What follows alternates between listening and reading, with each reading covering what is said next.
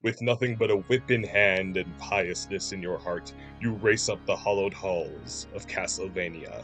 With a swing of your weapon, you sent phantoms, monsters, and ghouls back from whence they came, and all that remains is he who feeds on life and breeds death with his vile breath. The aroma of sheer malice radiates from every inch of his darkness-clad figure. With every modicum of rage in your chest, you cry out, "Die, monster! You don't belong in this world!" And the Lord of Darkness himself, throwing down his crimson beverage in an act of declaration, responds, "What is a man? A miserable pile of secrets." Okay. What did Dracula mean when he said that? A miserable little pile of secrets. Sounds like a Fallout Boy album or something. Miserable pile of secrets. Is it total hogwash? What the heck is going on with Dracula? A lot, frankly. Let's dive in. If Kid Icarus is the dainty, winged spirit of Valentine's and Mario is the hairy, jolly, red-clad Christmas, Simon Belmont and the cast of Castlevania is absolutely the embodiment of Halloween. Spooky, eclectic, and a bit sexy. And standing out among them is the big bad, Dracula. There's video game villains I love because they're more emblematic of eras and franchises than anything else, and of course there are villains I love because they're juicy and complex. And there's some villains that over time manage to hit that sweet spot through various incarnations, and Dracula epitomizes that once the final enemy of the Nintendo classic Castlevania, and now a character of such heavy lore, he rivals those that share his moniker. I love how malleable the figure of Dracula is. There's this pretty consistent list of ideal vampiric abilities, and obviously that's fluctuated with time and interpretation. But it's neat how you can slide the scale of being a vampire of your world and mythos, because they suit anywhere from stock beasts to being the embodiment of Satan himself. Dracula falls to the latter end, and it's always cool to see unusual vampire powers, and just as well the ideals of vampires lending themselves well to counterculture and hedonism, which adds to the throne of righteous malice Dracula sits upon. Vampires are embodiments of carnal pleasures, with blood sucking from the neck being such a perfect symbol of indulgence that combines the sensual, gluttonous, and violent into a gruesome but potentially classy gesture. Grape and lick.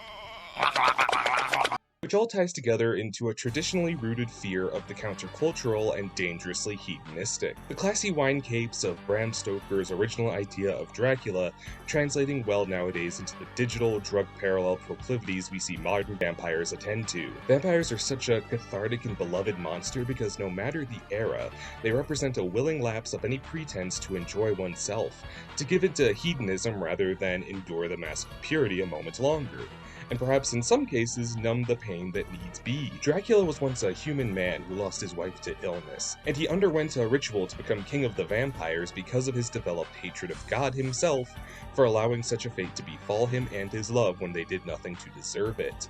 It's after this that Dracula cools off a bit and even finds new love, a woman with a passion for the medical field who, combined with Dracula's intelligence and magic, looked to change the world with new remedies.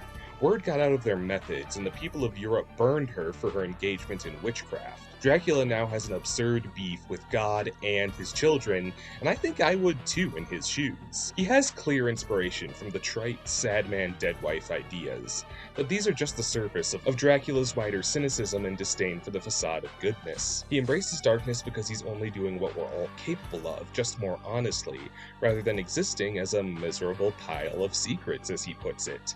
He embraces that which he wishes to do and is fully capable of. It's hard to argue if the world turned against Dracula or if Dracula turned against the world. His transformation, a scream out at those who wrong him, and his disposition as the Dark Lord of Evil itself, in opposition to all that is holy, is what is begotten. And as easy as it is to read Dracula as rightfully angry, he's the definition of someone who blames the world around him for things out of his control. He failed to save either of his wives in certainly unfair circumstances, and rather than follow the model of the Belmonts and be strong to pave a better path moving forward, he allows himself to participate in evil and devastating acts. There is no greater evidence of the fact that he could be a good man if he tried than his own son Alucard, who follows the life of a hero despite being a vampire himself. He lost his second wife to evil people, but after all, if all mankind wasn't worth it, he'd never find love as often as he did. But would it be necessarily admirable of Dracula to swallow his pain and just carry on, to harbor his anger and indignation inside and live as a miserable pile of secrets? This begs even more questions when you start implementing the lore of Castlevania, which dictates that the universe is diametrically held in stasis by the opposition of God and chaos, and one can't exist without the other. This recontextualizes Dracula's miseries even further. If we assume God has the level of control over fate that he does, it makes a lot of sense why he doesn't stop atrocities like Dracula's lost loves from occurring, because misery fuels Dracula's chaos, which holiness can't exist without. It's what drove him to seek out the power of chaos and become king of the vampires. God's love is conditional from Dracula's point of view. God only has time and mercy for the holy, which carries a lot of meaning considering how much Dracula feels God put him through, to the point that he would become the antithesis of all that is good, and considering the universe thrives explicitly on balance as opposed to triumph, the awful things Dracula has been exposed to are precisely that which keep the order aligned. Dracula wouldn't bother anyone, and as a result, order would have nothing to counter itself if he was simply left to be. That which must be earned, grace, serenity, and charity, means nothing to Dracula, and that is why he retains the resolve to never forgive his enemies, which is the making of a hardened heart and a hardcore villain. This paints a vividly tragic picture that Dracula's evil is almost self-fulfilling in a sense, and it's what powers the universe and creates some form of balance. And yet he can't escape it, because to do so would throw the Grand Order out of whack, and that's certainly not fair. Which begs the question, would people who consider themselves good still be good if they didn't have bad people to look down upon? I think at the end of the day, it is just really fun to hit vampires in the head with whips. And with all this in mind, what did he mean by, what is a man? A miserable pile of secrets. The secret sins we all commit, but would be deemed monstrous if we brought them to the surface.